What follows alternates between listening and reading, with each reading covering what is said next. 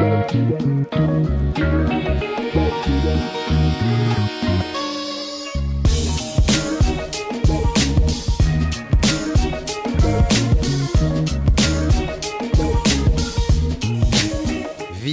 du Maroc.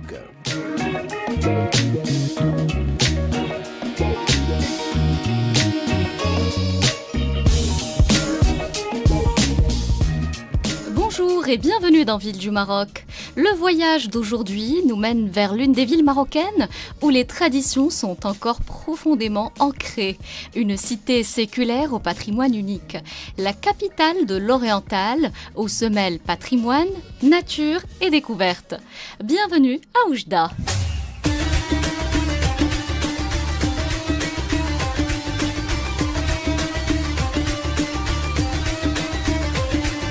Des grottes situées aux environs d'Oujda montrent une activité humaine qui remonte au temps primitif.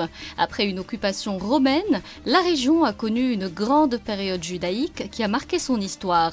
La ville a pris ensuite de l'importance grâce à son statut au carrefour de deux grandes voies commerciales, de l'ouest à l'orient et du désert à la mer. Depuis, Oujda a été le siège de plusieurs dynasties, au prix de lourds combats et a dû édifier de forts remparts et construire entièrement sa cité. La ville a été définitivement rattachée au Maroc à la fin du XVIIIe siècle. La ville d'Oujda a d'ailleurs contribué efficacement à la lutte pour l'indépendance du Maroc. Aujourd'hui, la ville est soucieuse de faire vivre son patrimoine culturel. Lorsque l'on visite Oujda, on ne peut pas louper les remparts. Ce grand mur, vieux de plus d'un siècle, est un véritable monument historique. L'accès à la Médina d'Oujda se faisait auparavant par trois portes. La porte principale, Bab Sidi Abdouheb, une structure unique dans son architecture de style marocain. La porte au nord, Bab el-Khmis, et la porte de Bab Oulad Amran qui donne directement sur la rue principale. Oujda abrite la plus ancienne médina de l'oriental marocain. 10 siècles chargés d'histoire lui confèrent une profondeur patrimoniale à découvrir. Cette médina grouille d'une vie colorée, accentuée par la luminosité continentale de ses ruelles et l'animation de ses qessariyat. Elle vous séduira par ses odeurs d'épices, de parfums, de thé à la menthe, de beignets et de gâteaux traditionnels. Vous serez également ébloui par la cadence et l'effervescence des sonorités des troubadours de la place de Bab Sidi Abdouheb. Et au hasard des promenades, vous pourrez tomber sur une petite place ou une cour bordée d'arcades qui regroupe différents métiers traditionnels. Et une halte s'impose sur la place de Souqlma, le marché de l'eau où l'on vendait autrefois l'eau de pluie, mais qui s'est reconverti en ruelle de bijoutiers. La Médina d'Oujda abrite un riche patrimoine architectural avec une vingtaine de sites à forte charge culturelle et artistique. Des monuments qui rappellent le passé glorieux d'une ville rasée à 7 reprises par différents envahisseurs. Oujda vous offre aussi des jardins magnifiques qui ne pourront pas vous laisser insensibles. Non loin de la Médina s'étend le parc El Aïcha sur une superficie de 20 hectares environ. Ce parc, créé en 1935, constitue un lieu de détente pour les habitants d'Oujda, à qui il offre une belle aire de loisirs. Il y a aussi le parc Lella Meriem qui renferme en son sein un musée. Au cœur de l'Aqsba d'Oujda se niche la bibliothèque Cherif El-Idrissi, construite en 1956. Ce bijou de l'architecture arabo-andalouse est classé patrimoine national. Cette bibliothèque est connue sous l'appellation de Dar el-Becha. Elle dispose d'une importante collection de livres d'histoire et d'archives et tend à se positionner comme une bibliothèque spécialisée multilingue. Au sein de son beau patio, elle accueille régulièrement des conférences et des cafés littéraires. Vous serez également charmé par la beauté du palais d'Ars Sebti, l'un des palais les plus beaux de la ville. Il a été construit en 1938 et a subi de nombreuses rénovations et restaurations.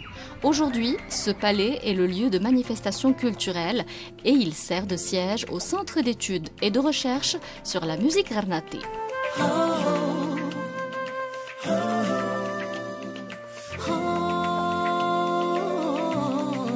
مدينة الألفية تاريخ عظيم زمان أرض الأولية والسواقي في كل جنان سيدي يحيى الوالي بالشماعة مضوي ويبان يهودوا مستلمين يزوروه من كل مكان وجدا يا لا قمر ضوايا وجدا يا لا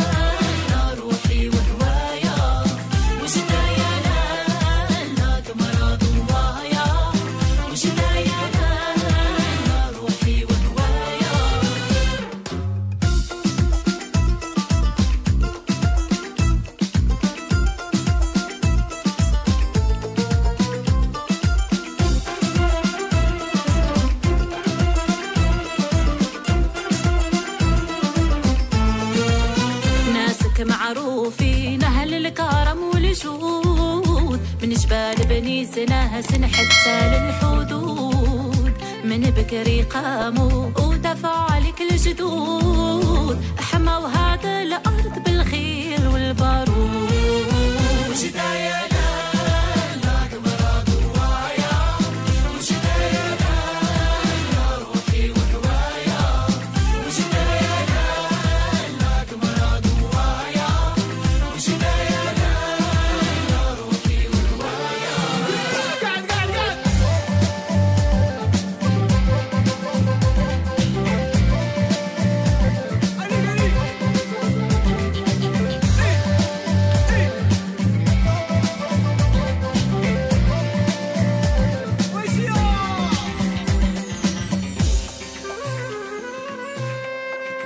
شهدوا عليك بواب باب الغربي وعبد الوهاب زيري بنو عطية بن صوار بحجر وتراب سكنوك قبايل عاشوا فيك حباب قصة قديمة منقوشة في كل كتاب وجدايا لا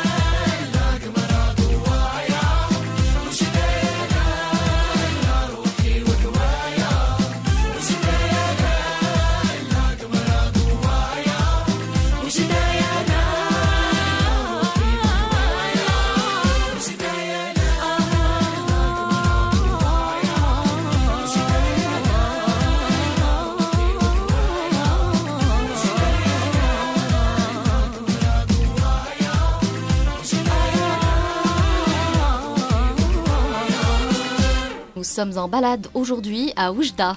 Après la visite de la ville, partez à la découverte de ses alentours. Oujda, c'est aussi un arrière-pays alternant, des reliefs rocailleux, des cascades et des oasis rafraîchissantes. Ponctué notamment par les monts de Bniznesen et la vallée de Zegzel, le terrain de jeu idéal pour les amateurs d'activités en plein air telles que les randonnées, le cyclisme ou les pique-niques.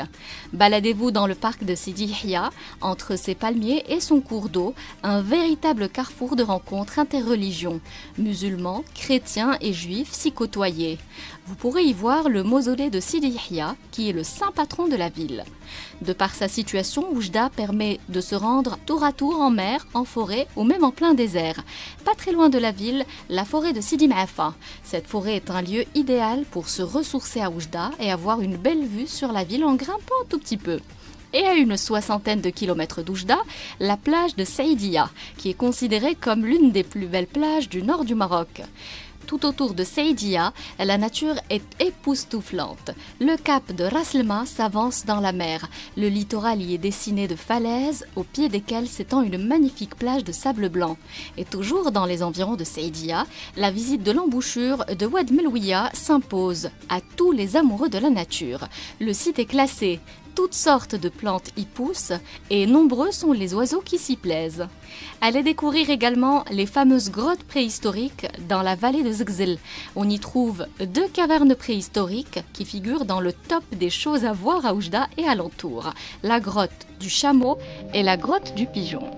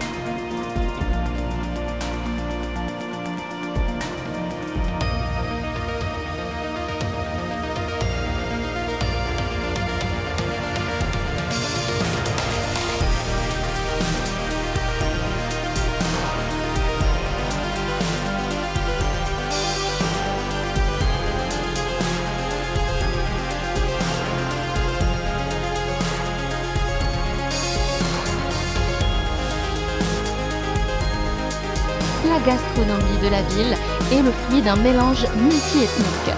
Cette cuisine est principalement issue de la culture amazigh, andalouse et d'une influence imposante de la cuisine maghrébine voisine. Indétrônable de la cuisine oujdi, le karen, un flan de farine de pois chiches et d'œufs qui se sert chaud, saupoudré de cumin. Vous pouvez également le déguster en sandwich dans une baguette accompagnée de la boisson locale berida, une boisson à base de citron et d'orange. Autre spécialité de la région, le boudin, aussi appelé tehan, une charcuterie empruntée à la cuisine juive, composée d'abats, de viande hachée, d'épices et d'herbes. Il se consomme notamment durant Eid al-Adha. Et en période de fête, les tables oujdi se garnissent également de bakbouka, un plat très énergétique qui se présente sous forme de tripes d'agneau farcies de riz, de pois chiches et de foie. À Oujda, les plaisirs sucrés sont également très réputés. Une grande variété de gâteaux aux amandes, aux noix, à la pistache et au miel sont indissociables des réunions familiales ou amicales. À découvrir sans faute, le kek, un biscuit aromatisé aux graines de fenouil et d'anis, ou encore le célèbre mkrot, un gâteau de semoule au miel et aux dattes. Et c'est sur cette note sucrée que notre visite à Oujda touche à sa fin. J'espère vous avoir donné envie de découvrir la ville et ses nombreux bijoux patrimoniaux, ses souks, son terroir et ses alentours.